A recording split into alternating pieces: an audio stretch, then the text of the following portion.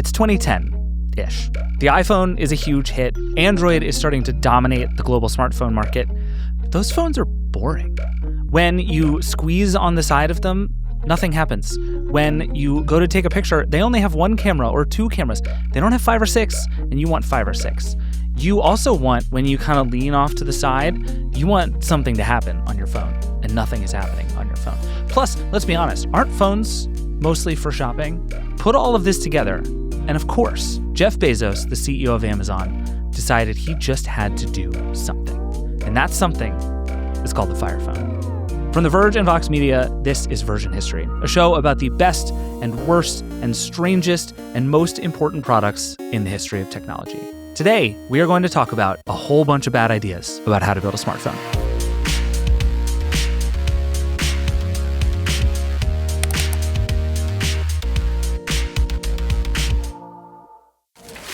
Oh, hey, welcome to gift wrapping.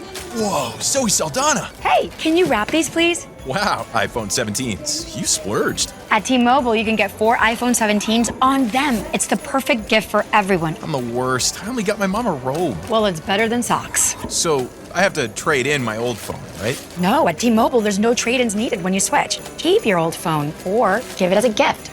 Incredible. In fact, wrap up my old phone, too, for my Aunt Rosa. Forget that. Aunt Liz will be jealous. Sounds like my family. Drama. Oh, I got it. I'll give it to my abuela. I'll take reindeer paper with, hey, where are you going? To T-Mobile. Thanks, Zoe.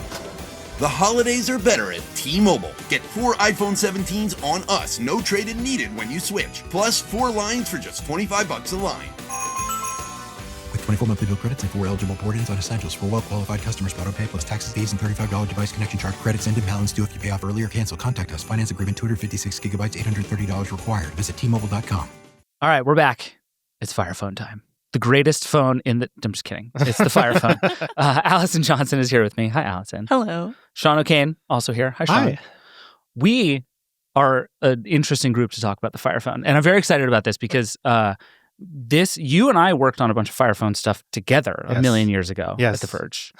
I think we went around to various stores shopping for things together, is my memory of this. Yes, I believe so. Yeah, it was bad times. We'll get to that. Allison, we should say right up top, you were working at Amazon. You were at DP Review, which is like Amazon's here, DP Review is like here. But it was technically part of Amazon at the time of the Fire Phone. Yes. Do you have any incredible gossip you'd like to share from that time at Amazon? I do not. I can't even think if I saw a Fire Phone on campus at any point. Like, that's kind of damning, That sounds about right. But yeah, didn't have anything to do with that. I was a little upset at what it did to the stock price and my compensation, but it's okay. Yeah, you can't win them all. Yeah. But you are now a phone reviewer, and I'm very curious if the Fire Phone has literally ever come up in your thinking as a phone reviewer. It's so funny because there's certain things you can bring up in the company of like people who care about phones and the phone reviewers will be like Moto mods, and everyone's like, oh, that was such a fun idea. Nobody has ever said anything like that about the Fire Phone. I don't think it's ever spoken about. Yeah. I think it's just like such a weird blip in the history of phones that was like, what was that?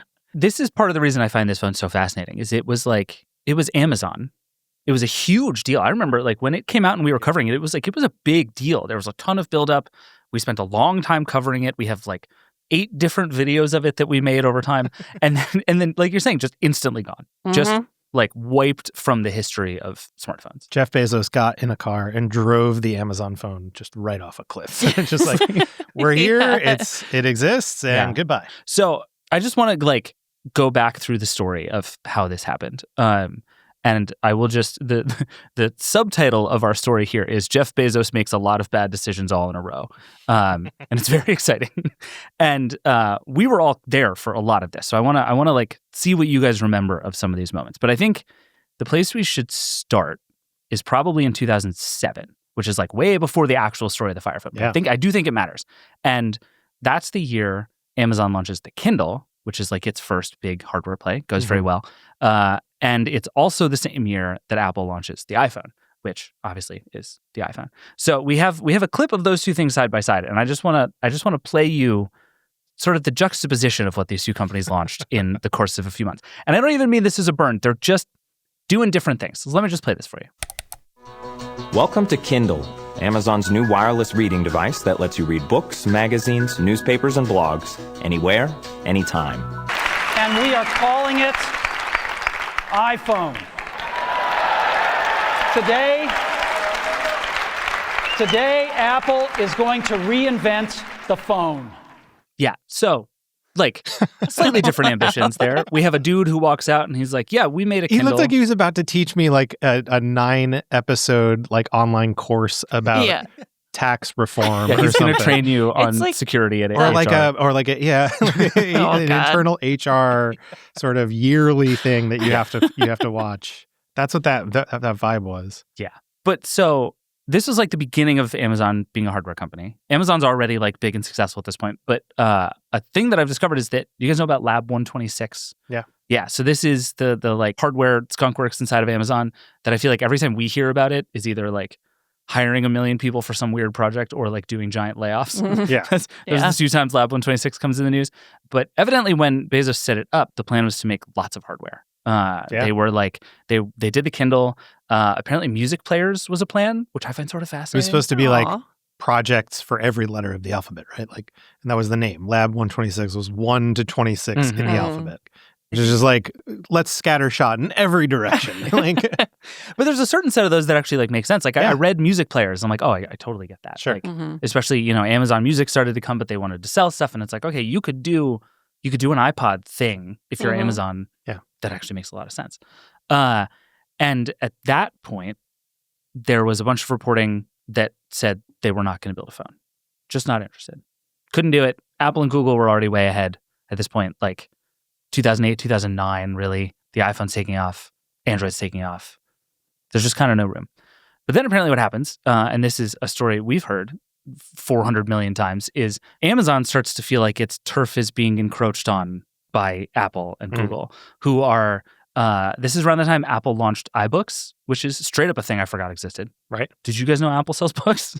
I actually use it a Fun lot. fact. Do you? Yes. Why? What's wrong with you? Because I'm in a place in my life where reading a physical book with like a light, you know, it's just like I don't have a lot of time to do that. So I use my phone a lot more. And so that's where I use it.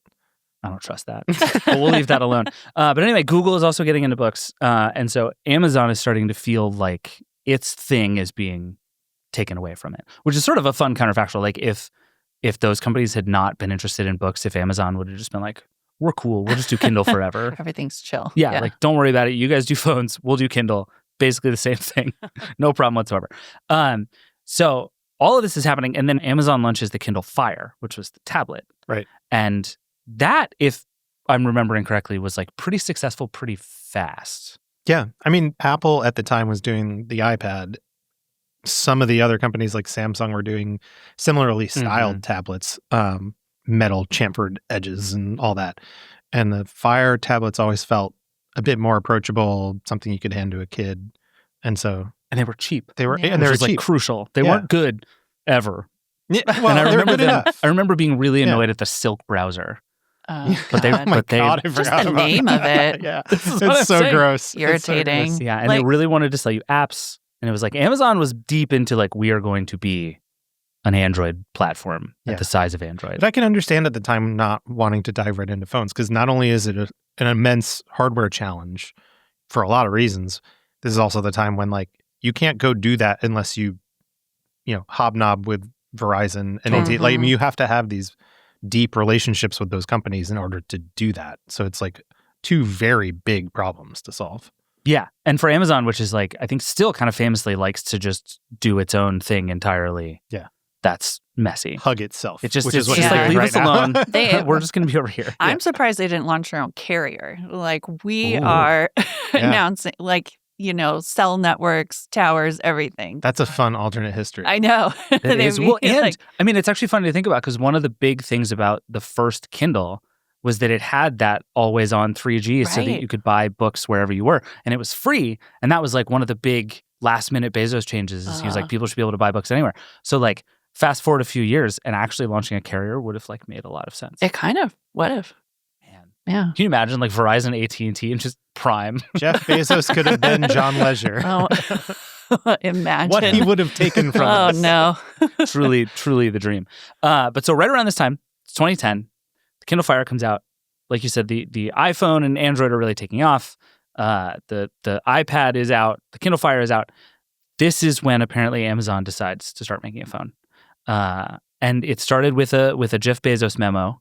I don't know if you guys I feel like this is like legend at this point. Yeah. Amazon does these 6-page memos, and the beginning of every meeting is everybody sits quietly and reads the memos, which to me sounds like a nightmare. Yeah. Just full nightmare. Let's all sit quietly for 20 minutes in this meeting and read. Imagine you're the person who wrote it and you have to sit there for 20 minutes and like sweat. Like, what do they think? So Bezos writes this thing, and his big point in the memo is that Amazon needed a more direct relationship with its users. And he was particularly worried about what would happen to Amazon when Android and the iPhone sort of dominated and got in the middle of that, which I would say, historically speaking, super good call. Like, right? Like, correct thing to be worried about at the time, being intermediated by smartphone platforms. Yeah. But it's also, I think, just the start of the problem with this thing is like, the Amazon's whole thing is like, start with the customer, and it has to be the customer, and then you work from that. And like, this 100% started with Amazon freaking out. Like, oh God, we got to get in here, you know? So I don't know, red flag. Yeah, I agree. And again, from what I understand, this is still in a lot of ways about books. And they're like, if people want to buy Kindle books on their iPhone, that's awesome. We're psyched about that. We just want people to buy stuff. But now Apple's taking 30%. And we can't do it. Like, this became the problem for years, that you just couldn't buy a book in the Kindle app because Apple wouldn't allow it. And so Amazon is like, we need a business case around this, not like an elegant product solution. So anyway, so Lab 126 starts making a phone. Like, kind of right then and there, they're like, we're going to make a phone. And by all accounts, Bezos was like unusually involved in this thing from like the jump, which I think is not, like, everybody talks about Steve Jobs being like intimately involved, but I feel like everything we hear is that that's sort of an anomaly, and that having the CEO just like wander into the design lab being like, what are you guys doing, is maybe especially not in great. The product development space. Like, I think we hear a lot about CEOs who come in to help fix problems or, you know, alter the course of something, but from like inception, from especially at a place, you know, I don't know a lot about Lab 126, but I think about something like that as like, you know, an incubator team. They are supposed to be like hashing out good ideas, bad ideas, and to have that presence looking over your shoulder as you're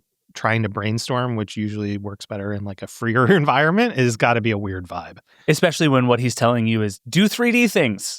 Oh God, just shouting 3D. Yeah, you're like, what if our phone was good and Jeff Bezos is just behind him and he's like, 3D. Yeah, like, sure, Jeff.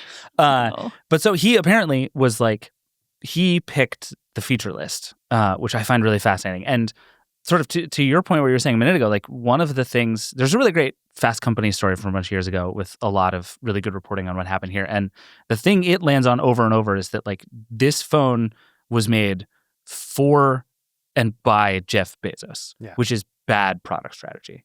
And I think this is like what you were saying about Amazon, to its credit, is very good at figuring out what people want. Mm-hmm. Sometimes that is problematic for lots of reasons. Like, people would like cheap things that they don't pay much money for. It has all kinds of problematic downstream effects. But it is true. But in this case, it doesn't seem like anybody was like, what should a phone do that would be cool? Yeah. Also, he's on a run at this time. Yeah, like, I think it's important to exactly. keep that in mind. Like, he not only built up Amazon and went beyond books to everything, he builds up AWS, which people were like, what's that going to be for? How big is that really going to be? Becomes this behemoth. He's, you know, the Kindle actually turned into a series of really great products that people really love.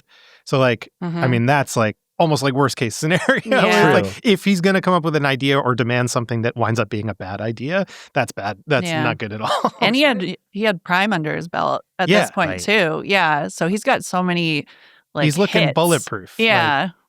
I do wonder if he's like feeling himself at this moment. Absolutely. Yeah. He's like, oh, I want to make a phone.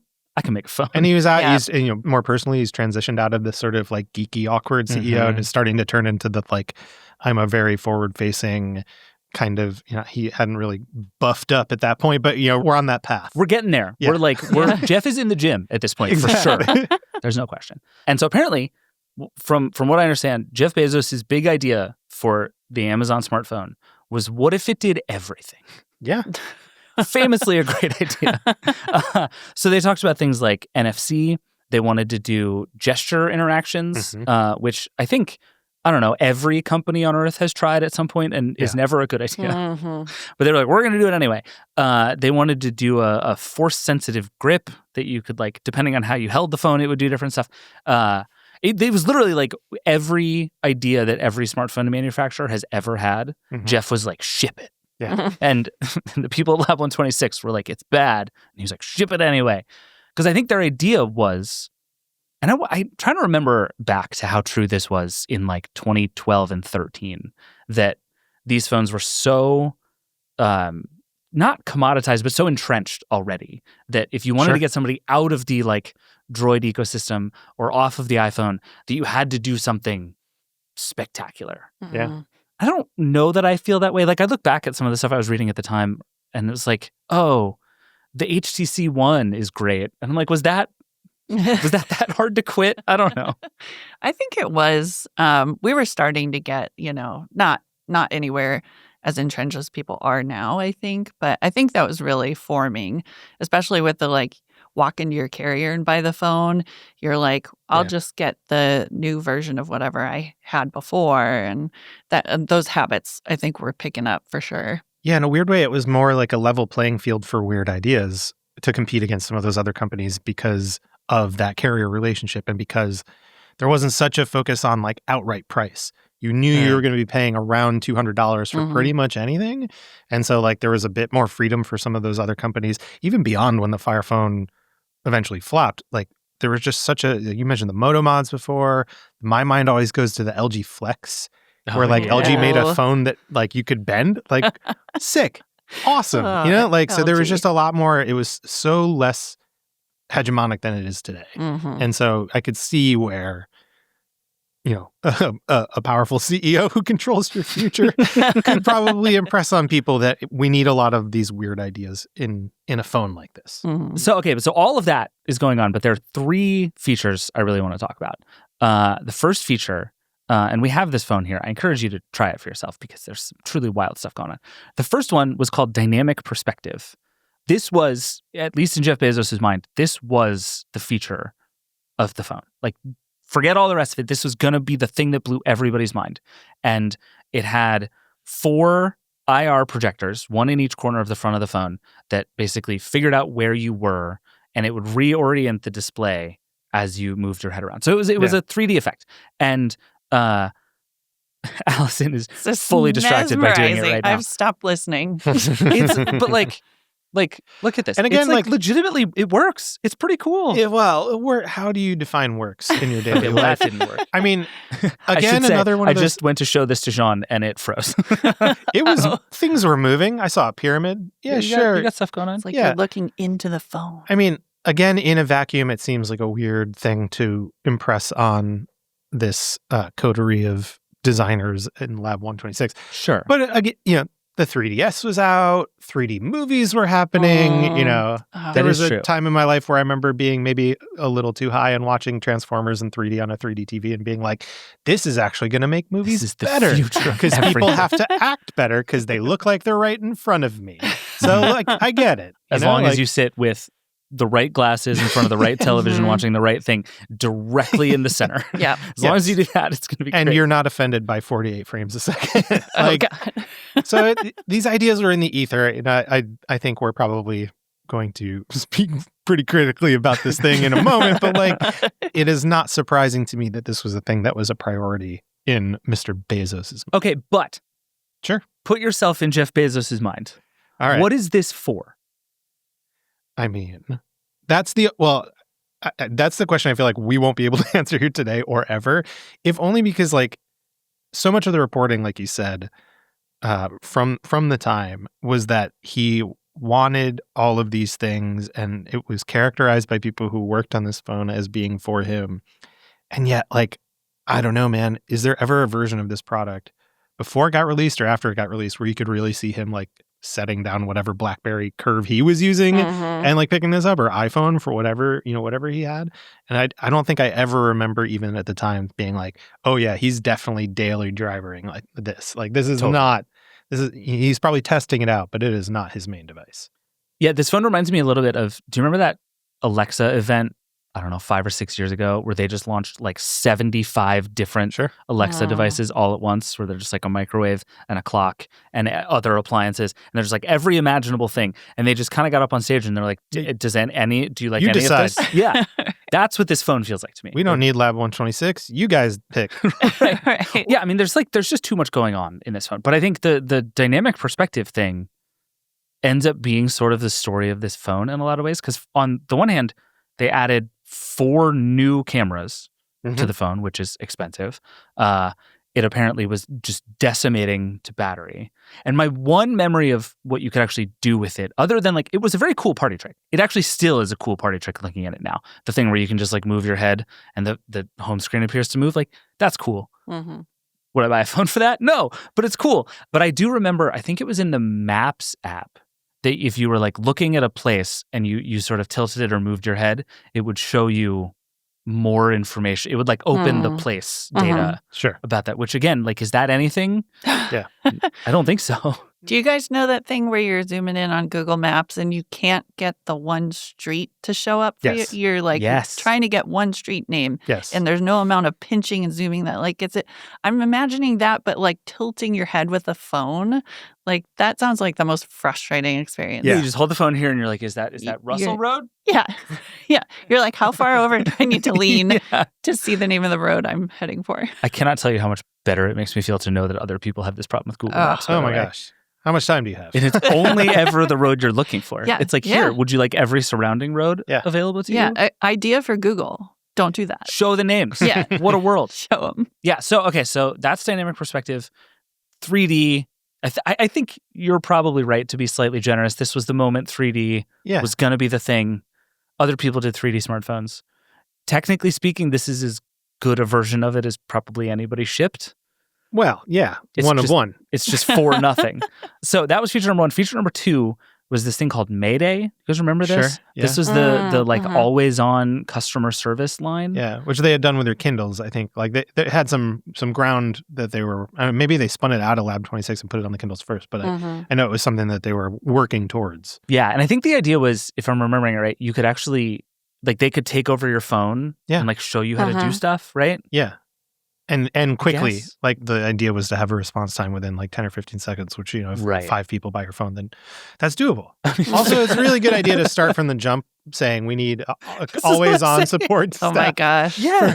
for our phone that no one understands. Yeah, you're like, hi, we made this thing. Customer service is great. Like, our returns, you're going to love them. You're going to freak out about how easy it is to return your phone. Like, why? What is this Red for? flags everywhere. Yeah.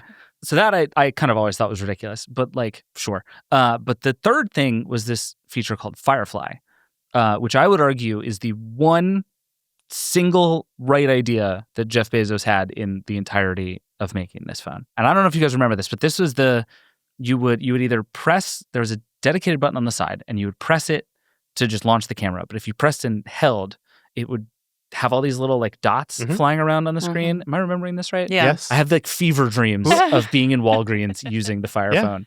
I ordered a bunch of toilet paper by accident one time. That was like, that was my whole Fire phone review. It's like, why did this thing ship me toilet paper? Yeah. But the Firefly thing, its whole job was to basically see the world and help you shop for stuff, which is everybody's idea about AI in the year 2025. Yeah. It was also very much Amazon's idea at the time. Remember all the weird peripherals they were making at this same time that did make it out into the world before the Fire phone did, which is like the Dash wand. I think this was the reason that in the run-up, because one of the things that was really sort of illuminating me and trying to read up ahead of this and remembering so much about this was we spent years hearing about and honestly seeing and getting good reporting about this phone. Like, it's actually kind of really funny to look back at all the stuff that was leaked ahead of this phone getting out there and how it's such a different world from today where that probably would not happen in any capacity. Like, we knew about this sort of 3D feature. We knew about the NFC stuff. We knew about shopping, like there was so much about the phone that was known. The phone itself leaked at one point, although in sort of like a dev case, which, arguably made it look better. And, I think there was such a hum about it for so long that it became this inevitability. And I think people started to rationalize by looking at all the other stuff Amazon was doing, including with the Echo at the time, because the Echo was coming out, and saying like, oh, they're just looking for all these different ways to like make it quicker for you to get to them to buy stuff. And that, people weren't really exactly sure how that was going to work on the phone, but it was just like, all right, this is what they do now, is like, not only will they make it easier for you, but they'll be better off by funneling you through fewer choices, right? Like that was the big thing with the Echo. It was like, if I ask it to buy me more toilet paper, Amazon's just going to get to pick the one that like gets them the most money, right? Totally. Like, stuff like that. And so I think people just saw this as like, this will be the next extension of that kind of model that they were building.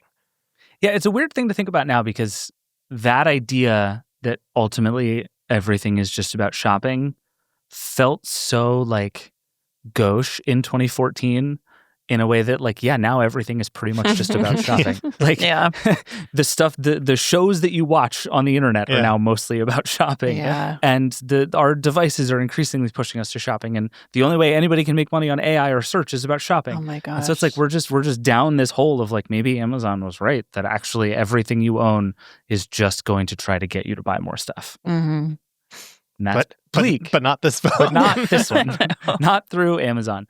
But I think the Firefly thing was like, it didn't work, which is a bit of a problem. It was hit or miss at best. Yes. Oh, Yeah. no. I remember Alex Heath on our team got a demo of the Meta's Orion glasses a while back. And when he was trying them, one of the things it does is like identify objects around you. And everybody's using it now for like search or for, remembering where you left your keys or whatever. But the technology is the same. It's just object recognition with a camera. And it had a big, I forget what it was, but it was like a bag of dates that just said dates in huge font across the front. And the glasses were like, I think those are dates. And it's like, oh, great job, Orion. You did it. Mission accomplished. And there's a bunch of that in the Fire Phone too, that it was like, I had a bunch of notes from when I was testing that it was like, I would go into a bookstore, and if it said the title in gigantic letters, it would find it on Amazon. And if it said it in small letters, it wouldn't find it on Amazon. God. And it's like, we're just not there. But yeah, so Firefly, I think, was like the closest thing they had to a good idea. But again, we've made a series of decisions and features here, and not a single one of them is like, oh, this would be a cool thing to have in a phone. I want to know what didn't make it. Like, Oh my gosh. if these are the things that eventually make it to the phone, like what were the things that they were like, no, thank you? Squeeze control, the like, haptic thing or whatever. I honestly think that might have It been. was- I don't it's on even there. remember anymore, but it might be. But you know what is funny is so as this is all happening, this is like 2011, 12, 13. This is all kind of happening. There was also an idea inside of Amazon that maybe we should build, instead of the fancy phone, we should build a cheap phone. And that it was like, what people actually want is something much simpler and more straightforward and less expensive and not full of weird features no one wants. The two paths were codenamed Duke was the high-end one, and the cheap one was called Otis. And Duke ended up winning, and the big idea, as I understand it, was that Jeff Bezos really wanted Amazon to be like a lifestyle brand. This is the idea right at this point, is like Amazon, and I think this is true thinking back to how I felt about Amazon at the time. Amazon was like big and successful, but not like cool. Mm-hmm. And I think, frankly, still to this day, I think Amazon like desperately wants to be cool in a way that it isn't. Important to distinguish that from like beloved or like relied upon. Like, Sure. I think it's always been most of those things. Like people actually, despite some of the things that people don't like about Amazon, broadly, people really love the services that it offers. Those things do not translate to cultural cachet or cool or whatever you want to call it. Right. They are very different things. Well, and what's funny is in a lot of ways that is like the secret to Amazon's success, right? Is it does these deeply unsexy things like relentlessly iterate on shipping logistics. Like, holy God, no one cares. But the idea that like I can order a thing at night and it arrives at my house at 6 a.m. the next morning, again, lots of downstream problems, but that's awesome. And that's the kind of thing, like AWS is like that. Even the Kindle is like that. It was always kind of utilitarian and straightforward, but it's not trying to be like neat and fun. It's just like, this is a thing that's kind of like paper for reading books. Like that was Amazon's good at that. That's a good thing to be good at. That's why when you hear the story of like, oh, this was Jeff's baby, they were designing this for Jeff Bezos, like it rings so true because this feels like a phone for a personality and not the business ethos of Amazon that's like, get down into the nitty gritty and just give people what they want. Totally. I totally agree. So, okay, so now let's get to 2014. It's June of 2014. Amazon invites a bunch of people to an event. Doesn't really tell them why, but along with the invites, everybody gets a copy of the book, Mr. Pine's Purple House. Do you guys know anything about this book? No. Only that he brought it up on stage. Yeah, so this book, let me see, I wrote this down because I want to make sure I get it right. The book is about a guy named Mr. Pine who is desperate for his house to stand out from his neighbors. He lives on a street of like samey houses and he wants his house to look cool. So he plants a tree. But then so does everybody else. Everybody's like, oh, great tree. I'll put a tree in my yard too. And then his house is the same again. So on and on they go. And then eventually, Mr. Pine paints his house purple. Okay. And everybody looks at his house and goes, oh, that's so nice. And they decide to paint their own house, but they all painted a different color. And so everybody stands out and they all look great together. Mm-hmm. And the moral of that story is something. No. But so that's, everybody gets a note from Bezos basically inviting him to this event. And an invite comes with a book, which I don't think has ever happened to me before or since. Wow. Apple didn't do the Vision Pro? They didn't send you Ready Player One? See, that would make sense. That's a good idea. And we need to take a break, but then when we come back, we're gonna launch this damn thing. We'll be right back. Oh, hey, welcome to gift wrapping. Whoa, Zoe Saldana. Hey, can you wrap these, please? Wow, iPhone 17s. You splurged. At T-Mobile, you can get 4 iPhone 17s on them. It's the perfect gift for everyone. I'm the worst. I only got my mom a robe. Well, it's better than socks. So I have to trade in my old phone, right? No, at T-Mobile, there's no trade-ins needed when you switch. Keep your old phone or give it as a gift. Incredible. In fact, wrap up my old phone too. For my Aunt Rosa. Forget that. Aunt Liz will be jealous. Sounds like my family. Drama. Oh, I got it. I'll give it to my abuela. I'll take reindeer paper with, hey, where are you going? To T-Mobile. Thanks, Zoe. The holidays are better at T-Mobile. Get 4 iPhone 17s on us, no trade-in needed when you switch. Plus 4 lines for just $25 a line.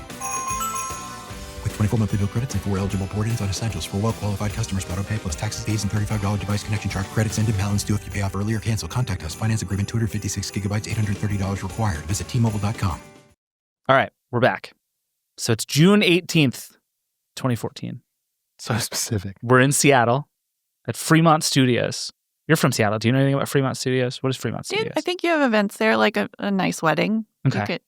Maybe an improv show. Not like Bezos nice, but like pretty nice. It's kind of like maybe sort of artsy. I've never been, honestly. Okay. This is what the context clues I've pieced together about it. Okay, fair enough. So they've invited all these people. They've all read the book. And then Jeff Bezos gets up and launches the thing. And I have a clip from the launch that I would like to play for you. Here you go. Can we build a better phone for our most engaged customers? Can we build a He starts with a picture of this book. For I just want to point Prime that out. members? Well, I'm excited to tell you that the answer is yes. See, look, we're like not quite at rips, Jeff, but we're getting there. No, and at least we're on stage. And hold the Firefly button and start recognizing things. Phone You can number, buy a house. Start recognizing DVD, things. Yeah, right. QR code, CD, recognize an URL, kosher salt, barcode, kind bars. I have a Nutella lever in my house, and dishwashing detergent.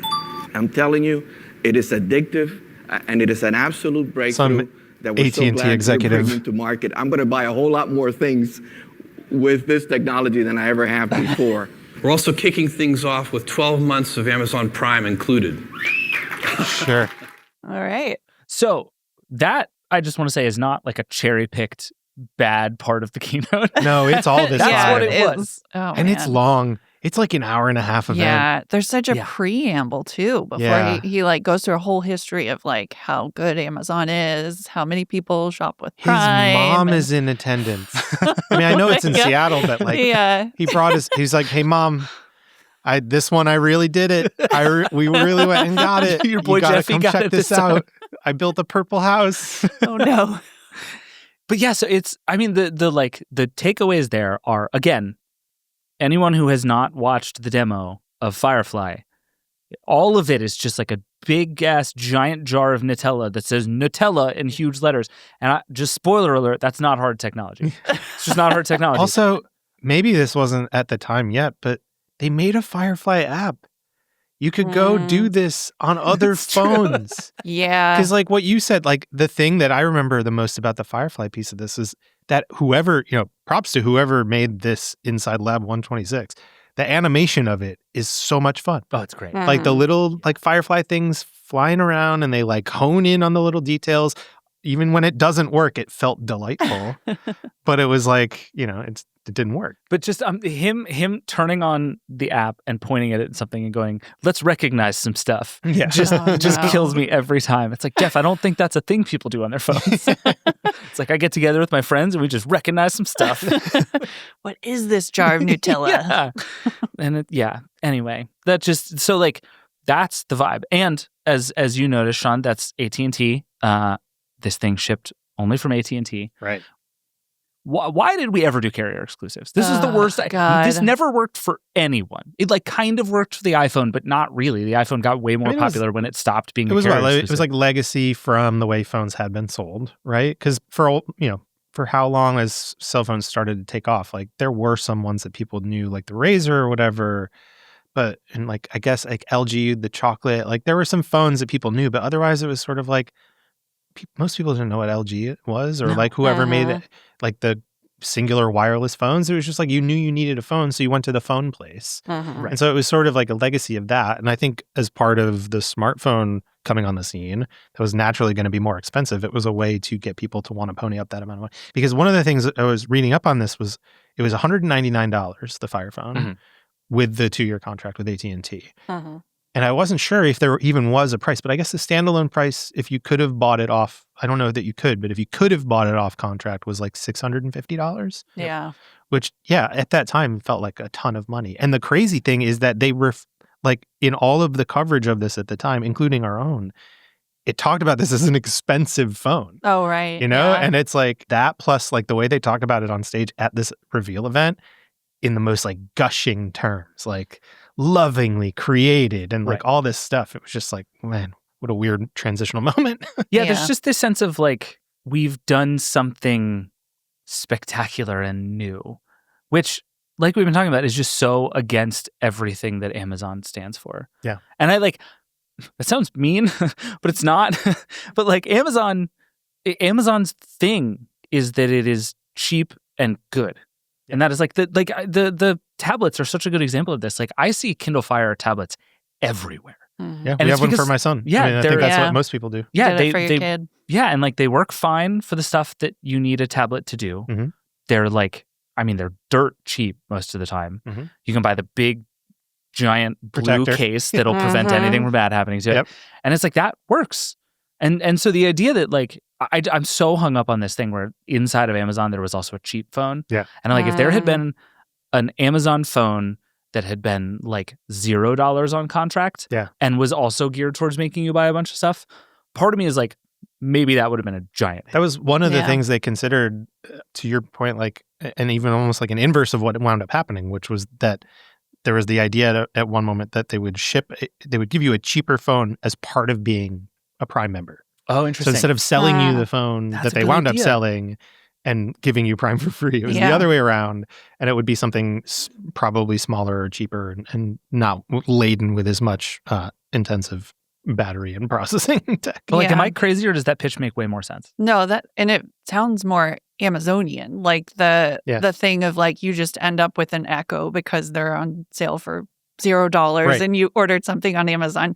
Yeah, like a Fire Phone shows up at your house and my mom's like, well, I didn't want to buy a phone anyway, so now I have this thing. And there's like another timeline where maybe that worked and then led to something else bigger and grander, but it would have been a shorter presentation, though. Jeff Bezos wouldn't have had so much space to delve into the 600 years of perspective Yeah. and horizons and in artwork. Yeah, this was, I think, like peak everybody trying to do Apple launches too. Oh, clearly. All right, so Allison, I'm going to read you a list of specs. Okay. And you're going to tell me if this sounds like an impressive phone. You ready for this? I'm ready for it. The Fire Phone had a 4.7-inch 720 by 1280 screen. Honestly, don't hate it. Yeah, it's fine. Like, it's kind of the right size for a phone, but that's a whole other thing. A little small, but it didn't miss is by much. very small. 720p though. I will say there is something about holding this phone that is very nice. All these years later. It had a Snapdragon 800 chip and 2 gigs of RAM. Whole 2 gigs. Yeah, we're killing it here. A 13 megapixel rear camera and a 2.1 megapixel front camera. Oh my God, you couldn't even find a 2 megapixel camera now. Like those little macro cameras are 5 megapixels. Yeah. It came with between 32 and 64 gigs of storage, which I remember at the time didn't feel like a lot. Yeah. And that was a very long time ago. Oh no. And it had a 2400 milliamp hour battery. Oh, so tiny. With all those cameras? Yeah. This was apparently the biggest problem with dynamic perspective. It's like the two things that sucked about it were it as a concept and that it was just totally destructive of the battery, which makes sense. You're firing 5 cameras at all times. And it encourages you to just keep doing it. Like you're just going to keep your screen on, Right. keep looking at it, keep Right. messing Don't do with anything it. on your phone. Just look at it for a while. That's what everybody wants. It's great for battery to do that. Yeah. So this thing comes out. It was exclusive to AT&T. iFixit tore it down and gave it actually relatively high marks for some of the technology they put in. I would point out that iFixit doesn't use the phone. They just rip it apart. Yes. And in terms of what happens when you open it up, I mean, they were impressed. That's fine. Yeah. Listen, it looks like a phone that you can repair easily. It does. Yeah. Like it is built that way. Yes. There is no Johnny Ive at Lab 2126. That's a good point. We should talk about this for a minute. And Allison, you're the phone reviewer in the group here. What do you make of this thing in front of us, just as a piece of hardware? It doesn't feel bad to me. It is just instantly smudged. Like you breathe on this thing the wrong smudged. way. I'm so sorry. It's gross. And I just put lotion on my hands. Yeah, it's all over. No, like it has kind of like it's simple. It's, minimalist, if you want to call it that, without looking at all the cameras that are in front of you. Like, I don't hate it. I think it feels relatively lightweight, probably because there's like the world's tiniest battery in it. It definitely, it doesn't feel like a purple house though, like Right. It doesn't really stand out in any way where I'm like, this is a cool and different phone. It's just sort of like, yeah, this seems like a phone from about, that era. It is absent of flair. Yeah. Like it is just so straightforward from an exterior design perspective. Right. Which I think only enhances the ick factor of the operating system and the software when you turn the thing on. You have nowhere else to look. Yeah. I really do truly loathe how well you can see all of the cameras. Yes. It's the thing to me that makes it look just like a prototype of a phone and not a phone. Because in general, I think it's very well made. It's like a nice, solid thing. It doesn't feel fragile or anything like that. It's totally uninteresting, but it's fine. Like, I'm not super bothered by it, and everybody puts cases on their phone anyway. I just want everybody to know it took Allison a full minute just now to find the power button. I took 3 photos before I found the power button. Okay, it's on the top. I want to take a look at this. Put power buttons back on the top of phones. It's next to a headphone jack. It's got a headphone I love jack. it. Had a headphone jack. Yeah. And it has optical image stabilization in the camera, which Jeff Bezos spent 5 minutes on in the presentation. I was like, I guess it was kind of rare at that point in a smartphone. But my memory of it is that the stabilization didn't work very well. It probably didn't. And neither did the thing would hunt for focus Yeah. crazy. Yeah, because it's still teeny tiny sensor. Yeah. Yeah. Now we've lost Sean. Sean, what are you doing? mean, Tell us about it. It has been many years since I held this thing. And you're right. I think the cameras are just so off-putting on the front. Like you said, this is well before we were hiding them under the screen using dynamic islands or cutouts or anything like that. And it's all black anyway with big bezels, so there's just no hiding it. Right. There's no, you can't surround it with screen. And yeah, it's just, I've never been a like small phone person. I'm not a like iPhone Plus person. I'm like, I go with where they go with the main sizes, and that's usually fine for me. This feels a little tight for me, but I could see the appeal. And, it feels fine. It feels like a lower budget Android phone like we would have reviewed, many times over. Totally. I mean, it is sort of a perfect microcosm of the whole thing for me because it is a good phone with no ideas. Yeah. That is again, it's true of the design. It's true of the Yes. the features. Like it's just, it is a nicely made thing for no reason. Yeah. And that's But I'm Fire phone. all those things I'm saying are before you open this thing up and start using it.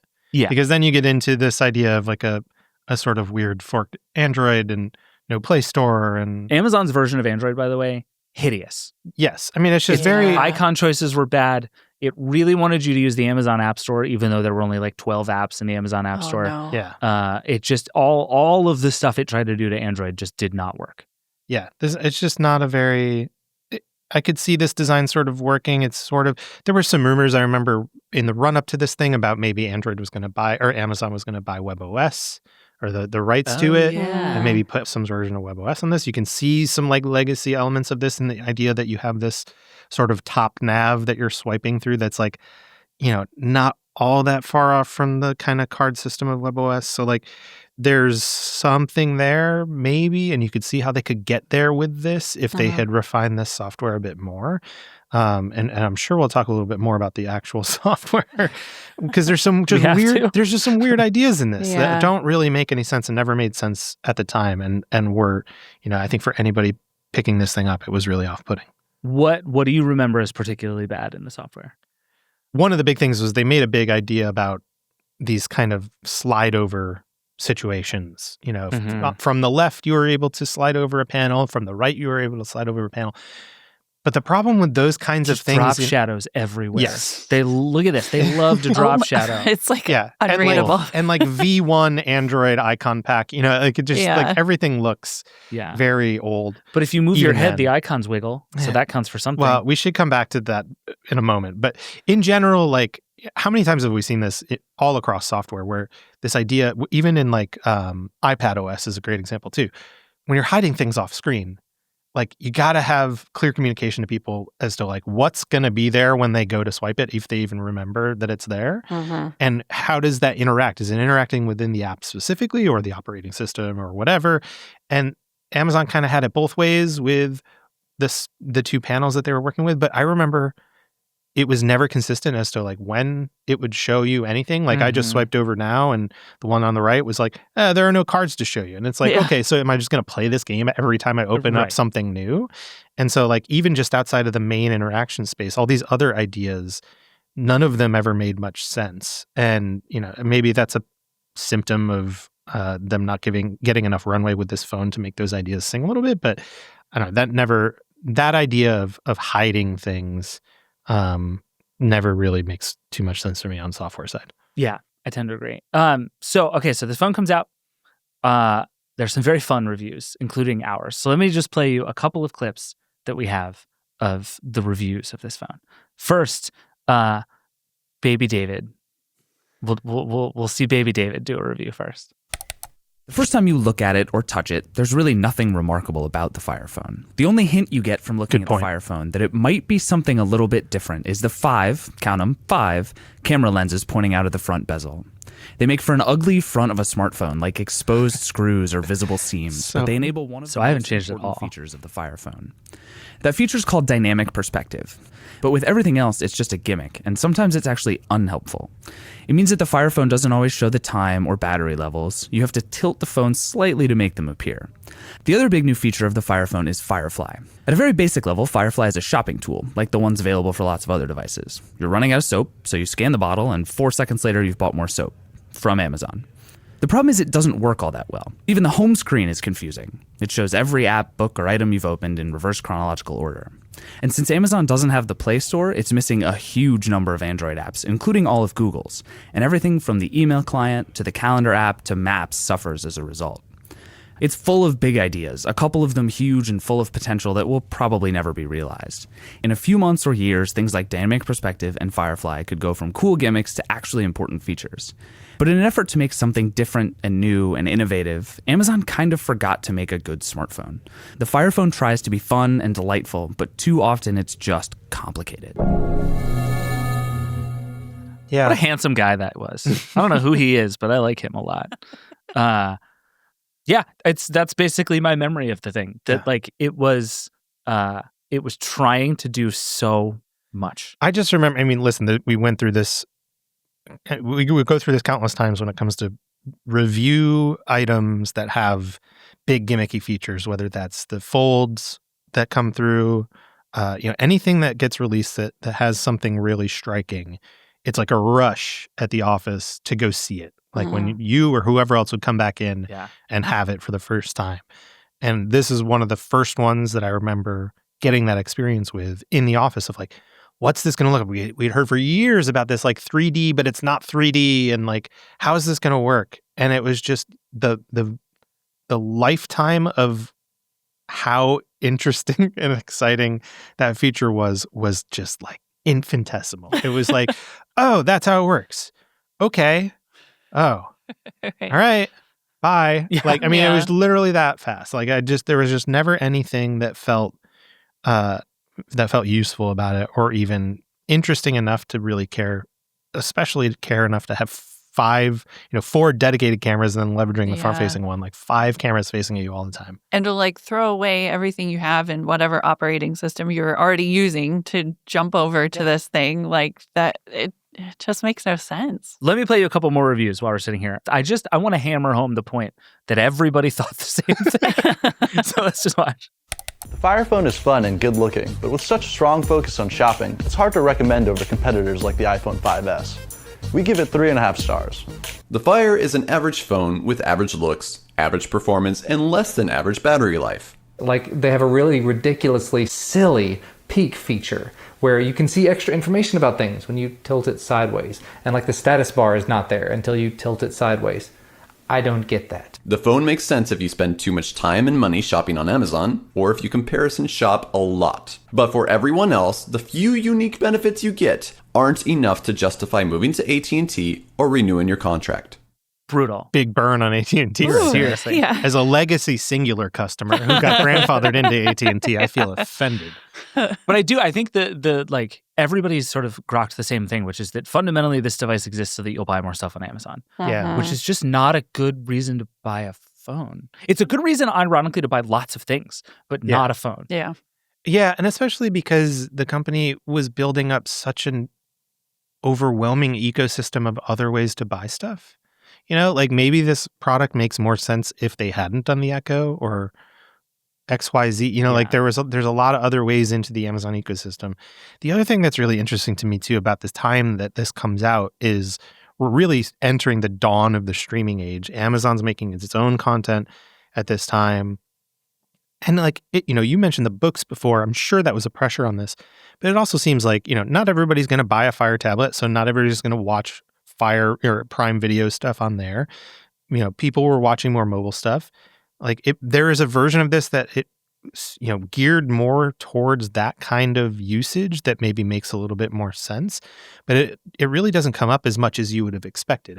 They talk a big game in the keynote about how, all the things that you love about Prime Video, like the, I forget what they call it, but the ability to see who's in a scene of a movie, all of that, X-ray, all of that will be here too. And but it's almost like an afterthought to a certain extent because the idea of watching full movies and stuff on your phone still wasn't quite there yet, and so they didn't really ever have a chance to position this thing around that, and it just left them in this spot of just sticking to shopping as the main thing. Mm-hmm. Totally. Allison, you were not a phone reviewer at the time, so we're going to review this thing right now. Okay.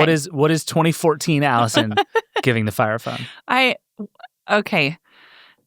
Score? Should I score it? Yeah, you have to score it. Oh God, we can't make people angry unless you score it. This has got to be a 4, I think. Yeah, yeah, I think that's right. Yeah. It would be lower if it was it does things. It works. It does work. Presumably you could call people on it. You could. I can confirm that. Yeah, I think so. And I was kind of rating this reading the reviews of this with a little bit of morbid curiosity as someone working for the company but not involved in any way, sort of being like, well, this is a little bit of a train wreck. But I think the one line that summed it up, and I can't remember which one of you wrote it, was like, I see why this is a good idea for Amazon. I don't see why it's a good idea for me. Totally. It's like sums up the entire Fire Phone existence. It's so true. Yeah. I will say it's so funny. Like, I spend a lot of time comparison shopping, which is not something I thought about until we got that review montage. But the idea of like being able to stand in the aisles of a Target and just look up the price on Amazon is actually a thing I do all the time. Yeah. But that's like a super good app idea for Amazon to me. Again, they did it. They released a Firefly app. This phone could have been an app. I think it's still on my phone. Yeah, like that's actually that's a fun. If they had really invested in Firefly tech outside of trying to make a phone, they actually could have been way ahead on a lot of things. There's kind of like what if they had, not thought more about the software, but kind of like seen it as a software first kind of phone rather than all the like hardware gimmicks. Yeah. Like they had some very bad ideas about software too, clearly. But I don't know. The thing about the Firefly and object recognition, like we're still chasing this with AI. Every friggin' AI demo is like, and you can tell what this building is and what the history is. Like we're still on that. So I don't know. They were kind of onto something. Like, what if this was the free phone you got with Prime, and it did some cool, useful stuff in the software, but then I come back to like just ship an app, like don't ship a whole phone. Like clearly, Amazon wants to control. Famously have fewer cameras. Right? Yeah, battery life great on an app. Now I kind of wish Amazon had launched like a dedicated digital camera. Just for this. Like Dash Wand style. They're we're just going to make a camera. It's just called Firefly, and you just carry this camera around with you all the time. I'm sure Lab 126 had a camera somewhere on a shelf. So the phone comes out. Fun fact, by the way, you mentioned the Echo. Guess what also launched the same year, but for some reason inexplicably was not on the Fire Phone? Alexa. Oh. Months later. Months. Like how it's like never before have I seen two teams that probably should have talked to each other more. Yeah. Like if they had shipped this thing as like the Alexa phone, it might have actually been compelling. Yeah. Especially in contrast to Siri, which like at that time had launched, but was already starting to seem limited in its capability, and to have something like Alexa that was more capable. Although, God, the process, could you imagine how much quicker the battery would die if it had Alexa too? You're always listening. Your phone just dies every 10 minutes. So the phone comes out, basically a disaster. The only number I've seen is that Amazon sold tens of thousands of them, which is rough. And also, if you're one of those people, I would like to hear from you. It was $200 in July with a 2-year contract. By September, you could get it for 99 cents with a 2-year contract. And by November, the unlocked model was $199. Yeah. Brutal. Yeah. By November, they just instantly were like, never mind, everybody hates this phone, we're getting out. Amazon basically, at first, blamed the price for everything, which I do not think is correct. just to be very clear. And Dave Lim's quote, he said this to Fortune, I believe, was, "We didn't get the price right. I think people come to expect a great value, and we sort of mismatched expectations. We thought we had it right, but we're also willing to say we missed, and so we corrected." What he's saying is our phone sucks, but he can't say that because Jeff Bezos will We're fire about to him. take a bath. Yeah, the whole premise of this device is screwed up. We didn't get the price right because our phone is bad. Yeah, right.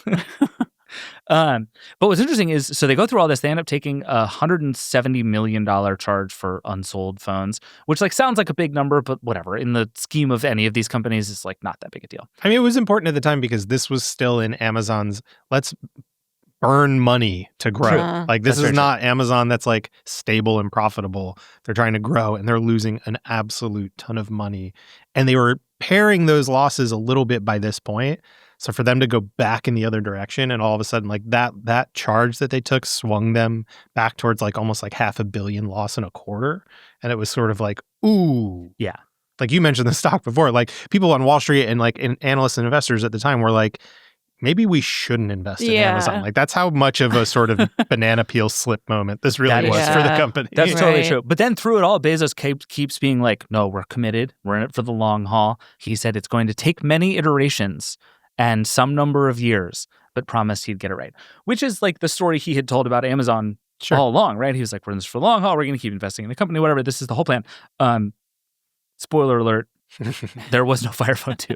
So this is like, in a pretty real way, kind of a black eye for Amazon. But then as late as 2019, Dave Limp, our boy, is still saying Amazon is open to the idea of a phone. And so he says this at a conference that year. He's asked whether we're going to build a phone. And he says, the answer is the same as to whether we're going to build a personal computer. What we need to do in order to enter into something new is we have to have an idea to differentiate it. And I read that and I'm like, you learned nothing. Yeah. That is not what you need. You need a good phone. I mean, I understand where he's coming from to a degree, but you would hope that there was a bigger lesson learned there that would be easily repeatable in an interview 5 years later. Say no to the CEO more often. Like, I mean, Dave Limp's like tried and true, body guy for Bezos, right? Yeah, I mean, he goes and does Blue Origin. Yeah, he for goes Bezos. and does whatever Jeff needs, and so like I don't expect much else from him, but that job pays very well, but it involves a lot of quotes like that. And so that's the end of the Fire Phone story. I think one legacy thing that I've seen is there are people out there who are like, one of the things that held Alexa back over the years might be that the Fire Phone didn't succeed, which I find sort of fascinating because they were forever trying desperately to get people to use Alexa because the more more people use your product, the more information you get, the better you can make your thing. And like Google and Apple, by virtue of having these built-in assistants, were able to just get that kind of data going really fast. And Amazon, meanwhile, has just tried every weird thing it possibly could to get Alexa in front of you in a way that you don't have to when you have a smartphone. So I've heard from a bunch of people who are like, this is a bigger whiff than just the phone. Yeah. Which I think is sort of fascinating. But ultimately, the phone is a huge whiff, and Siri still sucks, so who knows? It's also, there's something about it that feels so dissonant in the sense of like the lack of vision to see how easily accessible Amazon would be in general to most people. Like I guess what I'm asking is like, what's the extra value they get from you using Amazon on an Amazon phone versus on any other phone? Like, that does not seem like a massive opportunity that they needed to corner. And I'd love to know why they thought that was important enough to try to corner it. Because to me, it's sort of like the distance between me and buying something on Amazon right now is so infinitesimal. Like I could pull out my phone and within a few taps, like there's so many times in like technology development where I feel like people aren't given enough credit as users and their ability to just like type out 3 words, like it, or even less. And it's just, I don't know. That's one of the things that looking back on this feels so strange about it is I guess at the time it felt like it was more imperative for them, but what an odd amount of resources to throw at a problem that was kind of already solved for them. It does feel like the Amazon thing of like, we invent the thing, even if it already exists, we want our version of it. Like Amazon Chime, rest its soul. Yeah, like I had to use that software there instead of Slack. And it was a revelation. When I left Amazon, I could use Slack and like emoji react to things. But it was just like, well, you guys need to use our thing. So because we built it. Yeah.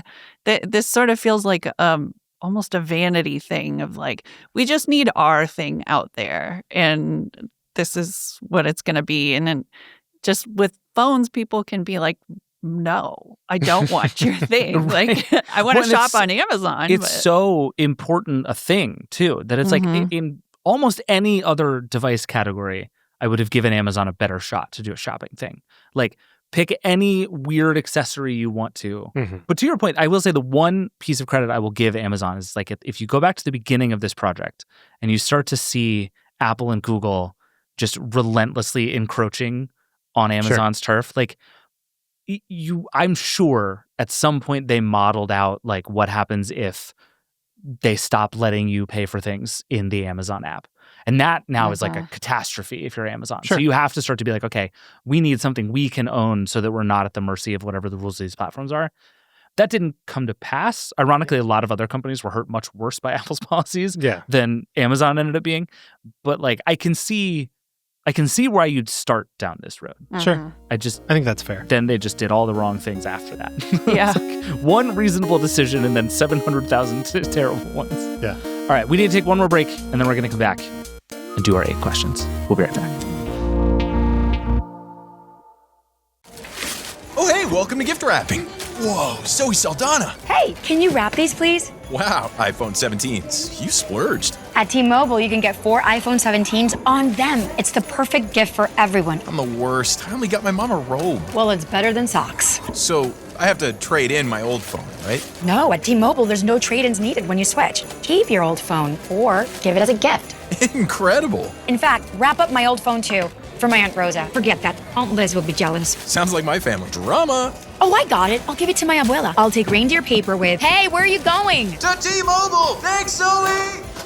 The holidays are better at T-Mobile. Get 4 iPhone 17s on us, no trade-in needed when you switch. Plus 4 lines for just $25 a line. With 24 monthly bill credits and 4 eligible port-ins on essentials for well-qualified customers. Auto-pay plus taxes, fees, and $35 device connection charge. Credits end and balance due if you pay off early or cancel. Contact us. Finance agreement 256 gigabytes, $830 required. Visit T-Mobile.com. All right, we're back. So on every episode of Version History, we ask the same 8 questions about each product. Somehow this I thought would be the easiest one. It turns out to be the hardest for almost all of these. Question number 1, what was the best thing about the Fire Phone? Allison, you go first. Yeah, I guess I'll go with Firefly, only because it's like, damn it. Yeah, I know. I get to claim that one. Yeah, because we're still kind of trying to figure it out. Google Lens exists and is still used to this day, and I use it to figure out what kind of plant I'm looking at. I don't think it's a spectacular idea, but like there was something useful there, I think. I bet that. Was that yours, Sean? Yeah, I mean, because it's the one feature that really actually reached escape velocity and made it to other places, even if it wasn't under Amazon's watch. That all the people in attendance at the event got a book. I'm pro reading. Reading's good. I think that's good. That's I love that a good thing that the Fire Phone did. Yeah, I like it. Okay, I'm going to say something that I think potentially is wrong, but I'm going to say it anyway. Good. The thing on the home screen where it would scroll endlessly through everything you'd ever done on your phone. Sure. I love that. Ooh. I mean, again, it's sort of, it's got some like WebOS vibes. Just give and me like, the thing where it's like the book I was reading and then the show I was watching and then the website I was looking at. It's like there's full chaos. Yeah.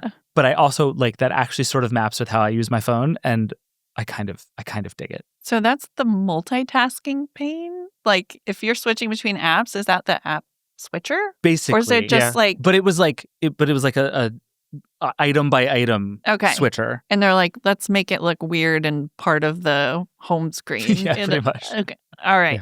Yeah, a never-ending carousel of calendar and monkey icons. It's like your browser history, but it tells you nothing. Yeah. And it's all just unknowable icons. Yeah. That was the best thing about the Fire Phone, says David Pierce. I was gonna say for mine that they didn't buy WebOS and WebOS got to live a long, fruitful life elsewhere under the stewardship of another tech brand. But we're gonna come back to that. Hold that thought for a second. Number 2, what was the worst thing about the Fire Phone?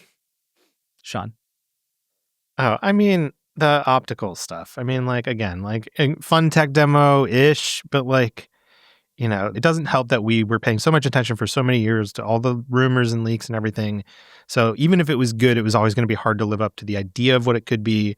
The execution of something like the 3DS at the time, which was like a no glasses 3D that worked, even if it kind of strained your eyes after a bit. So like, you know, to have it land and have it be so central to some of the other problems of the phone while adding nothing, you know, it's just, it's got to be that. Anything to add? I think also Firefly in the way that like it's the you can shop for everything machine. Like all you want to do is walk around and shop. Like, you know, that aspect. Shop for us. Yeah, right. Buy things on Amazon all the time. Like I hate that. And it's clearly not a way people want to structure their lives with their phones. So like that aspect of Firefly, I think it's not great. Yeah, fair enough. I think I'm going with dynamic perspective too, just because not only is it a useless feature, it murdered the battery. And that is like, if there's one thing you cannot do on your phone, ship it with bad battery life. Yeah. And they made a useless feature that made it had bad battery life, and that is inexcusable. Question number 3, would it have been a bigger hit if Apple made it? And in this case, I am not saying a smartphone. Yeah. I am saying you have to take every single feature of this phone. Oh my God. But Apple makes it. Is this thing a bigger hit? Oh, man. I mean, at this point, Steve Jobs is dead, right? Like, yes. Yeah. So it's Tim Cook having to sell ideas like this. We're in like iPhone 7 territory. Sorry, rephrase the question again. Would it have been a bigger hit if Apple bigger made it? hit? Yeah. Yes. Yeah. Because that's right.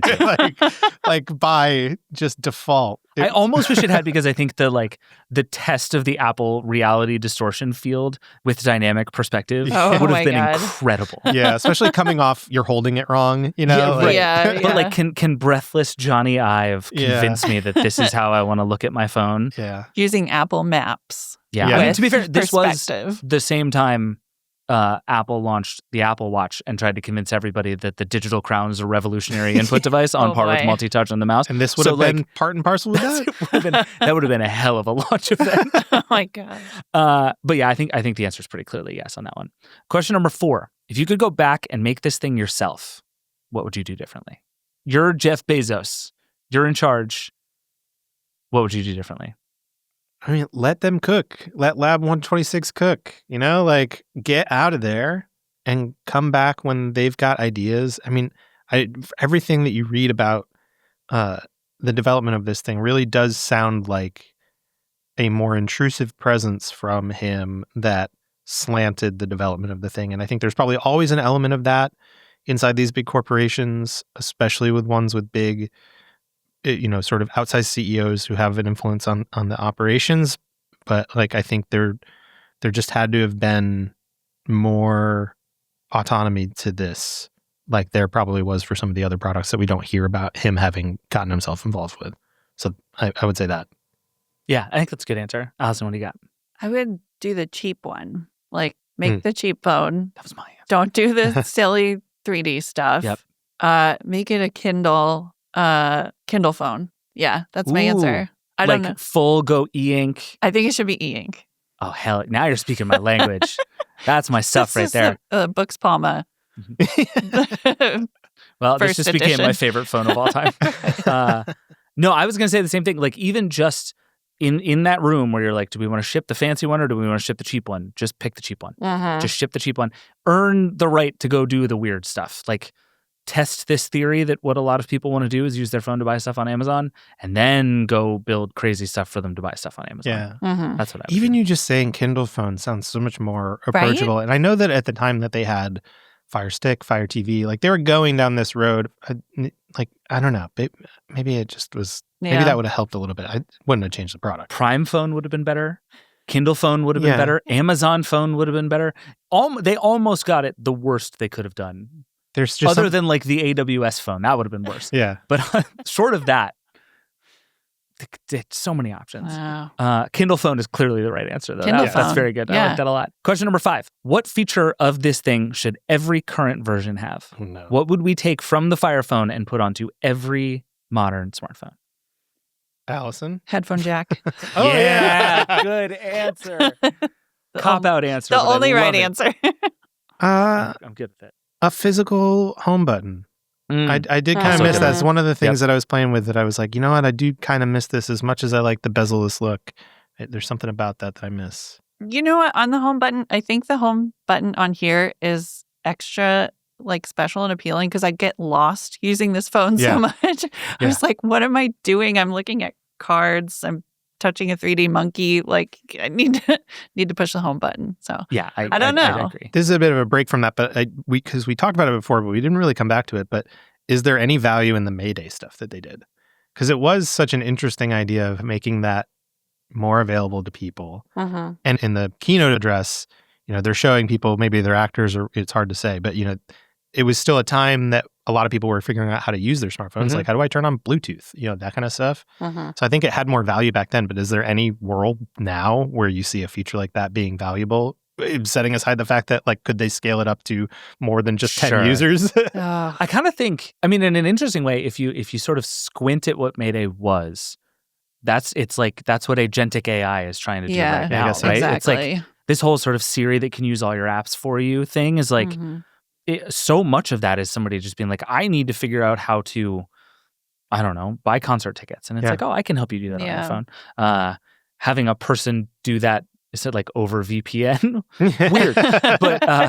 But I think that idea actually of like people need help navigating their phones. Like it's a thing that I forget that I'm constantly reminded of every time you see those like 10 iPhone tricks you didn't know about videos. Sure. You know what I'm talking about? And like, I don't know what y'all's experience is like, but I go through those and I'm like, I knew all 10 of these. This is like very basic stuff. And then just like cascades of comments being like, oh my God, I had no idea you could do that. This is so awesome. And it's like, right, phones are stupid and they're way too complicated. And actually, most people don't sit around just clicking every button they can find for 3 hours in order to see how their phone works. And so something like that is like, I'm going to actually sort of sit here and help you answer these questions makes a lot of sense. And frankly, I'd rather it be a person than an AI bot. But it doesn't feel like that's where we're headed. No. Yeah, the Galaxy S25, the Samsung phones, one of their new AI things is like natural language search in the settings menu, which I think is so cool. Smart. And you just search for things like make screen less bright or, something like that. And it'll get you to the display settings. Do you have to search like a caveman? Yes. Screen, no bright. You have to Where are you hiding Bixby? Right. Where did he go? Bixby, where are you? Yeah. No, I think that's kind of an undersung, like, that's a really good use for AI. Like, more of that. Yeah. Let's do that. Yeah, I like that. Question number 6. Is there an alternate timeline in which this thing was more or even more successful? I don't think so, personally. I think put this at any point in the run of smartphone history, and this thing is a disaster. Yeah, in its form, no. But this is where I want to come back to the WebOS thing. Yeah, oh, okay. Fire Phone plus WebOS equals victory? Oh man, I mean, how much of the Verge's DNA is tied up into tortured thoughts about WebOS? I mean, I think it could have helped because again, like the build of this thing was fine, and if the software experience was just that much more approachable, I think there could have been a future for it, but I don't know. I think it would have been more successful, but not like phenomenally more. Yeah. What do you think? Yeah, I don't think so. And it just comes back to like, who is this for thing? It's a phone to appease Jeff Bezos, who is like lurking around Lab 126 every day, like trying to decide how the button should look or whatever. It just doesn't feel like a phone that, answers a need for people who exist in the world. Yeah, I think my guess is one of the reasons Amazon never made a second one of these is that this whole saga taught them that people don't actually want an Amazon phone. Yeah. Like, I would buy a good phone if Amazon happened to make it. But the idea of like, it goes back to the Nike thing. Like, there are brands people will buy things from because they are from those brands. And Amazon was not, and I think is not one of those brands. Yeah. And much though they'd like to be, that turns out that's not a thing you can just do. Question number 7. I suspect we also know the answer to this. Could you reboot this product now and have it work? This is actually sort of fun because what you get for free here is 11 years of all of this technology theoretically getting better. So you have the same number of ideas, but 11 more years of technological development. Does this thing become more compelling? I mean, what could it do? Like the 3D jumps It'd off be the even screen more at dynamic. you? Like, I feel like this is the final version of this thing, That's the most damning critique possible of dynamic perspective. Is like Bezos' hand reaching out. Yeah, right. Like the monkey in the game touches you. Like, no, I don't think it'll so. pull the toilet paper off the shelf Yeah. into your cart for you. Yeah, if it can go shopping for me and I don't have to ever push a button or think about what I'm making for dinner. No, and like, I don't know. Don't think so. Yeah, if some of the tech had advanced and that price stays the same, like if you're talking about this as like a mid to low range thing built on a better version of your contract. Yeah. And then sure, there's a version where it succeeds. Maybe even bundled with the carrier. Like I think more people are doing that kind of these days now, right? Like so, as an actual budget option that just happens to be really tied to the Amazon ecosystem, I think there's a version of that makes some sense now. How much sense? I don't know. No. I don't buy it. It definitely needs a rev on the industrial design at the It does. very least. I'll give you that. Yeah, I don't see it. Like, I don't look at any of this and think this is worth trying again. Yeah, I mean, Right. 40,000 feet. Like, it's so hard to penetrate the phone market, like, at all. Like, Oh, sure. especially in the U.S. Like, so no, but like... Well, I guess, I mean, the other sort of Amazon-specific version of this is, like, if you got this free for being a Prime member, would you use it? I think it would just sit in a drawer. Same. It's e-waste at that Yeah. point. Yeah. It's a kid phone, I think, at best. Oh, boy. Because it's not like I'm getting it and I haven't already got a smartphone. Yeah, you know? Like, right. I'm more likely to pull out like the next bit Robin I have in a drawer somewhere. Like, at least that's fun. RIP Nextbit. There's a version history episode we should do Oh someday. my gosh. All right, and then question number 8, our final question. Does the Fire Phone belong in the Version History Hall of Fame? Like all halls of fame, the Version History Hall of Fame is nebulous and complicated and mostly vibes-based. But the sort of the rubric for us with this is basically like, was this thing, capital I, important? Like in the long sweep of the history of the tech industry, does this thing matter?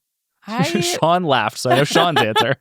My answer, I think it's a cautionary tale. Like, there has to be a frame around it that's like, don't do this thing, you know? It's like when... The hall of cautionary Yes. tales. It's like a wing. It's a wing Yeah. that's like, if you're the CEO of a tech company, you need to go down there and like look at all of the things that are like... It's just a monastery. Yes. You go think about what you've done. Think about what you've done, Jeff Bezos. It's just like, this is what happens when you get some wins under your belt and you start being told you're the smartest, famous, best businessman of all time, and you make billions of dollars or whatever. And then if you just start believing your own, legend, I think you end up at the Fire Phone. So this is Ben Affleck making Geely, but of phones. Yes. Is that what you're saying? Yes. It'll, in the Hall of Shame wing, it'll be Geely in the Fire Phone. Okay. Yeah. All right. Unfortunately, the Version History Hall of Fame does not yet have this wing. It remains. I think it should. It's in the plans. Okay, good. But I think for now, I think we can't. I think in good conscience, we cannot put this thing in the Version History Hall of Fame. There we go. It is Maybe decided. the Amazon Fire Phone could sponsor the wing. They can sponsor construction of the wing.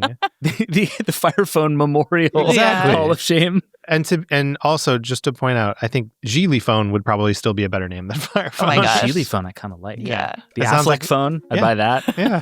A lot of good ideas. All right. We're done here. That is it for the show. Thank you both for being here. This was very fun. Of course. I don't know what we're going to do with this Fire Phone now, but I don't want it. So we have Smudge to- it we have to figure out accidentally. something. Yeah. Nobody touch it or else it'll be horrible. As always, you can watch all of our episodes on YouTube. You can listen to them wherever you get podcasts. And the best way to support everything that we're doing is to subscribe to The Verge. Thank you so much for being here with us. See you next time.